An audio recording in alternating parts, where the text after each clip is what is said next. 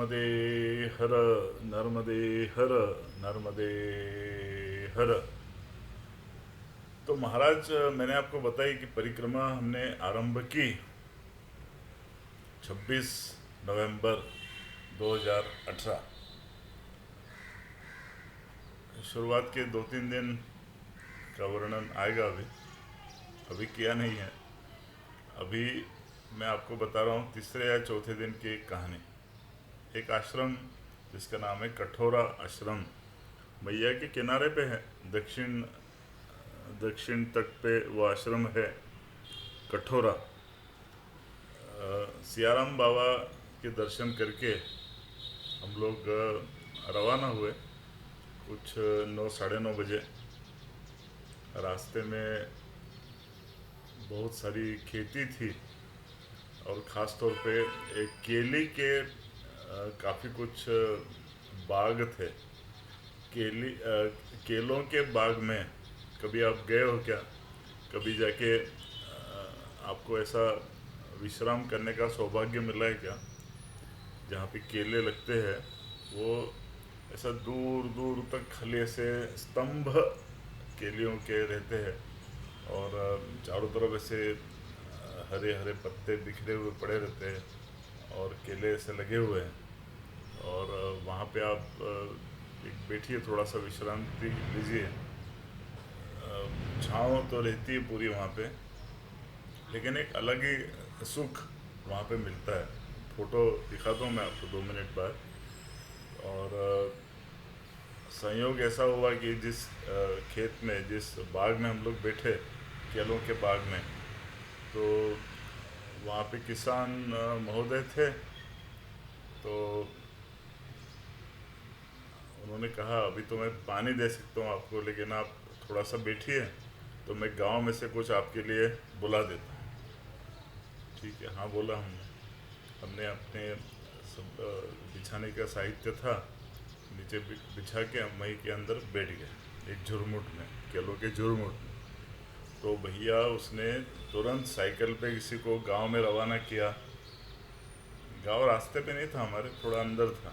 गांव में रवाना किया और वो सज्जन पुरुष एक 15-20 मिनट में कुछ सेव, परमल, सिंगदाने, ऐसी 3-4 चीज़ें लेके आए। सब हमने बीच में रखे और मस्त नाश्ता वहाँ पे संपन्न हुआ। वहाँ से चले हम लोग तो दोपहर तक 12:30-1 बजे होंगे, पहुँचे कठोरा। कठोरा का आश्रम ऐसा गांव में से अंदर अंदर जाओ मैया के किनारे की तरफ, तो ऐसा एक लेफ्ट साइड में एक आश्रम पड़ता है। देखता हूँ मैं, अगर गूगल मैप पे मिलता है तो मैं वो गूगल मैप भी लगाता हूँ यहाँ पे। तो उस आश्रम में पहुँचे, लेफ्ट साइड में आश्रम, 4 दीवारी, बड़ा सा अच्छा सा गेट, उसके अंदर गए। बाहर ऐसा विस्तीर्ण मैदान और सामने ही मैया जी का मंदिर। फिर आश्रम अगर देखें तो एक एक दो तीन तीन हॉल ऐसे बने हुए हैं। दाहिने हाथ को रसोई, रसोई के पीछे टॉयलेट्स, रसोई से लेफ्ट साइड में जो वहाँ के महाराज हैं, आश्रमधारी है, स्थानधारी है, उनका निवास। उसके बाद एक हॉल परिक्रमा वासियों के लिए। उस हॉल में हमने पहली बार, मतलब हमारी परिक्रमा में पहली बार देखा कि नीचे ऐसी मैट्रेसेस डाली हुई थी, 1-1.5 इंच की फोम की मैट्रेसेस पूरी ऐसी बिछा के रखी थी। फिर और एक लेफ्ट साइड में एक और हॉल था, वो खाली था, और अधिक परिक्रमावासी आए तो वहाँ पे व्यवस्था करते होंगे। और लेफ्ट साइड में एक बड़ा टॉयलेट ब्लॉक था, तो जेंट्स के लिए वो था लेफ्ट साइड वाला। और राइट साइड का जो मैंने पहले बताया टॉयलेट ब्लॉक, वो लेडीज़ के लिए था, छोटा सा था वो। और तो महाराज बड़े प्रेमी थे, संतजनों के प्रेमी थे, परिक्रमावासियों के प्रेमी थे। उनके हर हाव भाव में से, बातचीत से वो नज़र आता था। और एक तो महाराज को पहचानने की विधि बिल्कुल आसान है। आप दूर से देखो तो ऐसा लगता है कि शिरडी के साईं बाबा ही वहाँ पे उपस्थित है। साईं बाबा के ही दर्शन अपने को हो रहे ऐसा लगता था। तो वहाँ पे पहुँचे, श्रीमती कुलकर्णी तुरंत रसोई में, और भी 2-3 महिलाएं थी वहाँ पे परिक्रमावासी, उनके साथ रसोई में लग गई। कुछ पराठे बनाने का कार्यक्रम था। तो मैंने स्वामी जी को निवेदन किया मुझे भी कुछ काम दीजिए। तो उन्होंने मुझे एक गुड़ की ढेली थमा दी कि आप एक जगह बैठ के इसको ज़रा ऐसा छील दो। ठीक है। खटिया एक पड़ी हुई थी वहाँ पे धूप में, वहाँ पे बैठ के एक थाली ली और चक्कू से वो गुड़ को बारीक बारीक छीलने लगा। वो एक अलग ही काम था। तो मुझे सब बैठे हुए देखा तो महाराज ने एक अंदर से टेबल लेके आया, बोले इस पे टेबल पे रख के आप करो तो ज़्यादा झुकना नहीं पड़ेगा। ठीक है। वहाँ बैठे, थोड़ी देर बाद भोजन तैयार हुआ, दोपहर में खाना वाना खाया और मुझे बुखार आना चालू हुआ। तीसरा या चौथा ही दिन था परिक्रमा का, पता नहीं कैसे बुखार आना चालू हो गया। तो एक कॉम्बी फ्लेम ली खाना खाने के बाद और सो गया आराम से। नींद एकदम शाम को 7-7:30 बजे खुली। उठ के फ्रेश वगैरह हुए, आरती पूजन शाम का वो किया। और उसके बाद क्या हुआ कि मंडलेश्वर से मैं, मेरे मित्र मनोज जी मातोंडकर और उनकी श्रीमती मंगला ताई मातोंडकर, वो दोनों, और उनका लड़का अश्विन नाम है उसका, वो तीनों वहाँ पे पधारे। अपनी गाड़ी वाड़ी लेके आए थे वो, साथ में तबला डग्गा हारमोनियम सब साहित्य लेके आए थे। फिर क्या हुआ, भजन संध्या वहाँ पे हुई। वहाँ पे भजन संध्या रात को 11-11:30 बजे तक भजन संध्या चलती रही। उसका भी वीडियो देखता हूँ मैं, एक उसका भी वीडियो लगाता हूँ। मनोज जी और मंगला जी दोनों अच्छे गाते हैं और भजन तो बड़े आस्था के साथ वो सुनाते। आगे भी जब हम लोग लेपा में थे, सॉरी पीछे जब लेपा में थे, तो लेपा में भी ऐसा हुआ कि वो आ गए थे अपना सामान वामान लेके, और वहाँ पे भी फिर उन्होंने भजन हमको सुनाए थे, मनोज जी मातोंडकर। तो फिर दूसरे दिन भी बुखार था मुझे, इसलिए वहाँ पे एक दिन और विश्राम करना पड़ा। तो दूसरे दिन शाम को मैया पे गए। मैया नज़दीक ही है, आश्रम से थोड़ा सा बाहर निकलो, एक 2-4 मिनट चलो तो वहाँ पे मैया जी का दर्शन हो जाता। शाम के समय वहाँ पे गए। वहाँ का सूर्यास्त बहुत ही ज़बरदस्त है। वहाँ पे जब जाते हैं तो मैया अपने दाहिनी तरफ से आती है और बाईं तरफ जाती है, तो बाईं तरफ पश्चिम दिशा पड़ती है। और अभी अपन दक्षिण तट पे है, इसलिए मैया लेफ्ट साइड में जाती हुई दिखती है अपने को। तो वहाँ पे थोड़ी देर बैठे, साथ में और परिक्रमावासी थे, उनसे गप्पे मारी और शाम को वापस आए, वहीं पे भोजन प्राप्त किया। और तीसरे दिन फिर सुबह हम लोग वहाँ से रवाना हुए। तो कठोरा आश्रम मुझे इसलिए भी याद है कि वो जो परिक्रमावासियों को सोने के लिए पीछे आपने देखे होंगे, ऐसे पीछे रोल्स, हमारे फोटो में भी आपने देखे होंगे, पीछे से रोल्स है, फोम के रोल्स। तो फोम के रोल्स हमको वहाँ पे कठोरा आश्रम में उन्होंने उपलब्ध करवाए थे। जो वहाँ के महाराज थे उन्होंने कहा था ये आपके पास जो दरी है, दरी से काम नहीं होगा, अभी ठंड ज़्यादा पड़ने वाली है, तो आप ये लीजिए।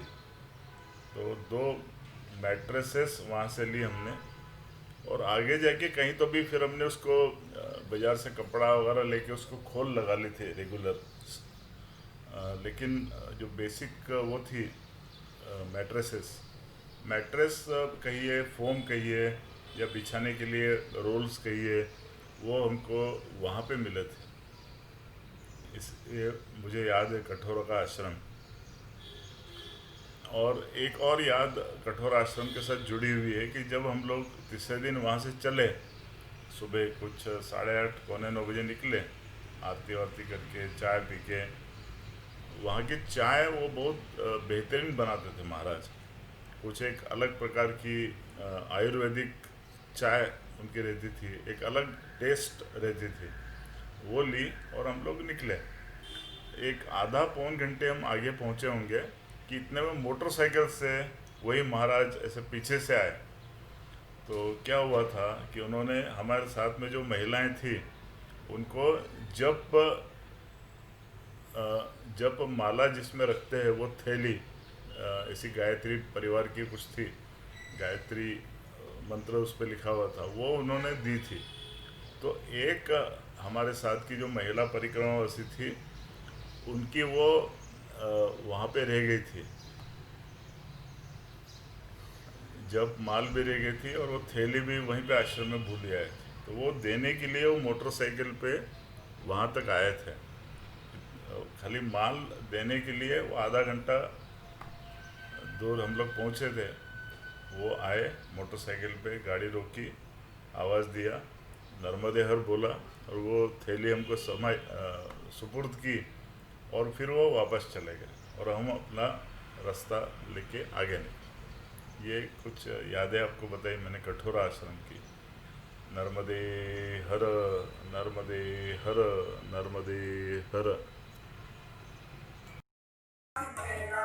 उड़ जाएगा, उड़ जाएगा हंस अकेला, जग दर्शन का मेला, जग दर्शन का मेला। उड़ जाएगा, उड़ जाएगा जैसे बात हीरे तलवार से, जैसे बात से मिलना बहुत गहरा,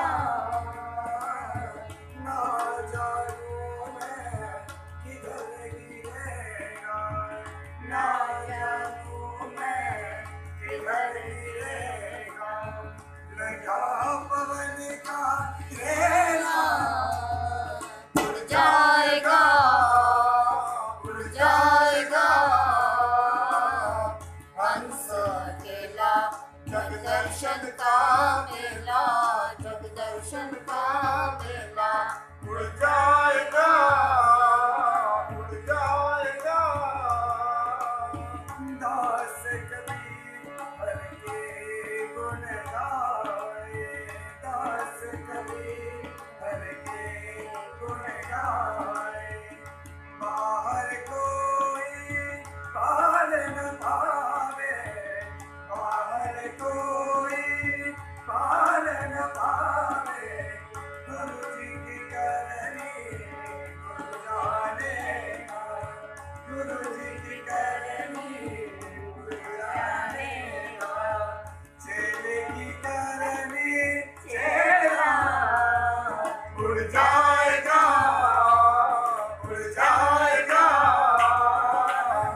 हंस अकेला, जग दर्शन का मेला, जग दर्शन का मेला। उड़ जाएगा, उड़ जाएगा, उड़ जाएगा। कहते कबीर सुनो भाई साधो, कहते कबीर सुनो भाई साधो, ये पर है मैं घूरा, ये पर है ना घूरा। उड़ जाएगा, उड़ जाएगा हंस अकेला, जग दर्शन का मेला, जग दर्शन का मेला। उड़ जाएगा।